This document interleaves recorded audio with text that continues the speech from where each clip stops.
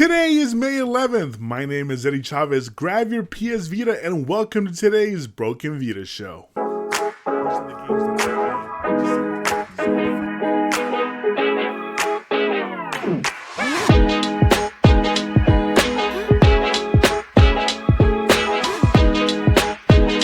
The reason why I wanted to make this video is mainly because, this whole DRM issue that happened with PlayStation.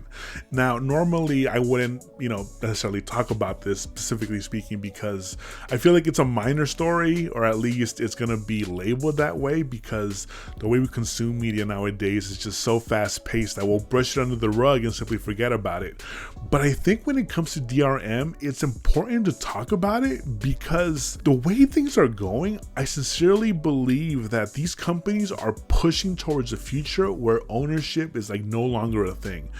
And that's actually, to me, really concerning because I'm of the mindset that once I buy something, that should be mine. So whenever I see someone or a company like Valve push out that whole, you're buying a license thing, or even PlayStation like being like, we might shut down the PS3 store, and Nintendo with the whole eShop sort of thing, that honestly sucks because I want to live like in the future where I'm able to play the games that I buy, whether again physical or digital. I mean, ideally both, right? But DRM is concerning because it's essentially limiting us from playing the games that we bought with our hard-earned money. And yeah, that's concerning. I'd be worried too, So but again, I think like when something like this happens, we're just gonna brush it under the rug and simply ignore it, and I don't want that to happen. So the whole episode revolves around the lessons that we can learn involving this whole DRM, or specifically speaking, PlayStation's DRM situation, because man, they messed that up so bad.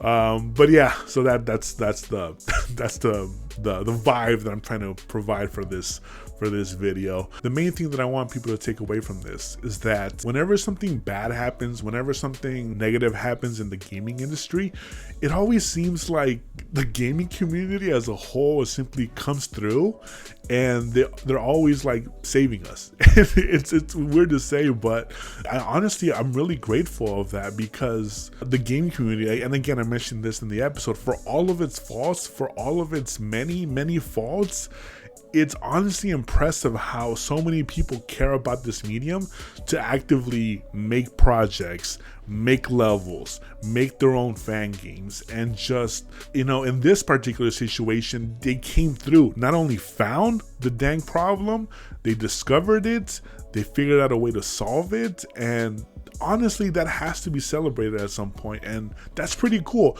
What other community, well, I was gonna say what other community does that, but then I think of the whole Sonic fiasco with the whole rendering of Sonic, the way he looks, and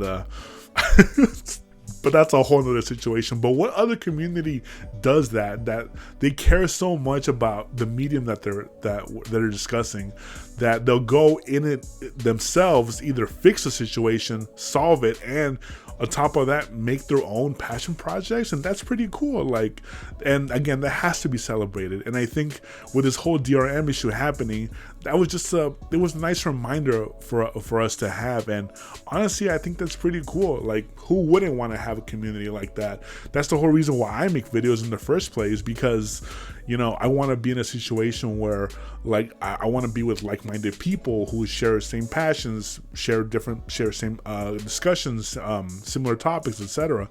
So yeah, that's definitely really my what I want people to get out of today's episode. Oh, one more thing. I'm actually gonna I'm considering going to the SoCal Gaming Expo on June 6th. So if you guys happen to be nearby or simply drop by there, you guys see me, let me know. Now, granted, probably like only a handful of people know of this show, so I'm not expecting people to know me, but it'll be cool to just see some of you guys there. But yeah, I'm gonna put the link down below for the SoCal Gaming Expo, just on the link below. So but yeah, I'll definitely be there. And as always, I hope you guys enjoyed today's episode. If you can, please subscribe to the channel. It means the world to me if you guys subscribe to the channel, comment on the video or simply like, heck, even I guess dislike the video. I mean, you don't have to do that, but I would prefer you guys liking the video, but you know, I'll take what I can get, I guess. But if you guys can do some of those things, that I really appreciate it. And as always, thank you guys so much for your support. I wouldn't be doing this without your support, so thank you for that. And as always, enjoy today's episode, and hopefully I'll see you guys next month. Sometimes I think that Jim Ryan cursed PlayStation, because it seems like ever since he left, there's been one new PlayStation blunder after another. Reported by Kotaku on April 25th, a DRM, aka Digital Rights Management issue, was found by a handful of PlayStation users, and they were able to identify that recently purchased digital games now required what appeared to be an online, quote, check-in every 30 days from here on out. In short, to play these newly purchased digital games, it was now what appeared to be a requirement to log online once every 30 days to play said games. Since Sony at the time had not delivered an official statement since this was uncovered, this new requirement at first had been deemed a potential bug, but still, there was uneasiness about the whole thing. Fast forward about a week, and Sony releases an official statement, which states that the online check-in is actually done only once, and once that requirement is met, no longer is the, quote, online handshake required. Now, having said all of this, the situation can be deemed as a one and done, and we can all move on from the situation, right? But I think there's more to the story than what meets the eye. So let's put on our thinking hats, and let's try to analyze the situation from a different perspective. The following are what I believe are the lessons that we can learn from PlayStation's recent DRM mess. We're no longer owners. Let me start off by getting the most important thing out of the way, and I hate to say this, trust me, I really do. But I sincerely believe that we're headed in a direction in gaming where game ownership might be a thing of the past, and allow me to elaborate. The biggest issue that we see gamers, or that we have as gamers, over DRM is that the fear that one day, due to these restrictions, we won't be able to play the games that we paid money for. We were upset with PlayStation because if our games weren't able to make this, quote, online handshake with the servers, our games would basically become unplayable. And not just any games, but games that we paid for with our hard-earned money. But PlayStation fixed this, right? So it's over? Not necessarily. The lesson to be learned here is that all major gaming companies, care more about their financials over the ownership that we as consumers have for our purchased games. DRM, in a sense, is a set of restrictions and rules applied to a game to make them accessible, as long as certain conditions are met. Only then are we allowed to play said games. But why are major companies pushing for DRM in the first place? The answer is typically to prevent piracy and unauthorized use of their content. This makes sense to them after all, since as always, these companies are a business entity first, game makers second. Sony, I feel, got caught with their hand in the cookie jar, but I don't think it's too far-fetched to see them try something like this in the future, or at least, further down the line. And with Valve laying it out there that you're just buying a license, Nintendo handing out cartridges with no full game in them, and Xbox games not being fully on their respective disc, it's hard not to see a trend where these gaming companies are headed, to the path of no ownership. I'm still hoping Sony puts full games on the PS6 discs, but we'll just have to wait and see. Convenience as a disguise. These attempts of issuing DRM always seem to be placed on consumers by these companies that swear that this is a good thing, and this is the second lesson to be learned from all of this, is that these attempts of DRM are a way to remove us as owners, and the way that this message is usually delivered is under the disguise of convenience. Speaking in more concrete terms, DRM is designed to prevent piracy, and admittingly, yes, it does seem to do that to a degree. What I personally take issue with is how these attempts are sometimes delivered to us, in a way that resembles a convenience of sorts. For example, PlayStation's clarification to their mishap was that, quote, you only need to log in once to play your games, and then immediately we begin to signal a sigh of relief. And that's where I feel lies the core issue of this problem. Why should our games have any handshake at all? Is proof of my payment to you not evidence enough of my ownership of the product? It's almost like these companies just take and take, little by little, just to see how much they can get away with, and then hide behind this artificial wall of presumed convenience, like if they're doing us a favor in the long run.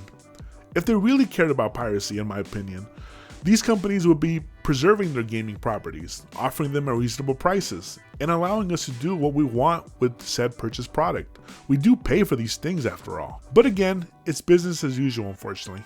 And I honestly don't see a future where these companies suddenly reverse course.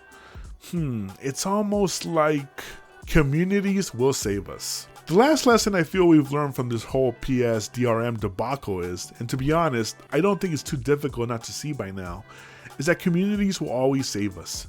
Before Sony even said anything about this entire situation, content creators, players, and users of a PlayStation platform were already well underway into discovering the initial exploit and also testing it out on games to see just how impactful this whole DRM issue was. The gaming community, for all of its faults, and it has many faults, still always pulls through and trying to do what's best for gamers and gaming as a whole. And honestly, that has to be celebrated because holy heck do sometimes we feel taken advantage of. Communities are the reason why emulation exists, why mods exist, why game preservation still persists to this day. Because there's an active community of gamers doing the work that these large companies don't do. And honestly though, through a certain kind of lens, that kind of sucks. I don't think we should be doing the jobs of these large companies. Don't get me wrong, I understand why people do. After all, we're fans of this incredible medium. But our time is precious, and something like game preservation and finding these exploits should be done by these large companies and not necessarily us. And heck, even some of us who are talented enough and passionate enough to make something incredible, we shouldn't be worried that our work will be washed away entirely, just because we care so much about the intellectual properties that these companies neglect. The simple fact that there are gaming communities that care so much about these games is awesome truly, because more often than not, they discover what these companies tend to miss. The PS DRM situation span was roughly a week. At first Sony said nothing, everything was uncovered later, and eventually Sony followed through with a response. Considering the current climate of the world we live in, we probably won't hear about this again, at least until another similar situation occurs. But let's not forget about the lessons that we may learn from situations like this. The way the gaming industry is going seems to be a path where ownership of our games is no longer a thing. These organizations get away with misdeeds like this by hiding these changes as convenience. But where there always seems to be a ray of light is in the communities that care so much about the gaming medium. Hopefully, the next time something like this happens again, not only can we resolve future issues, but also learn from the lessons that these situations provide.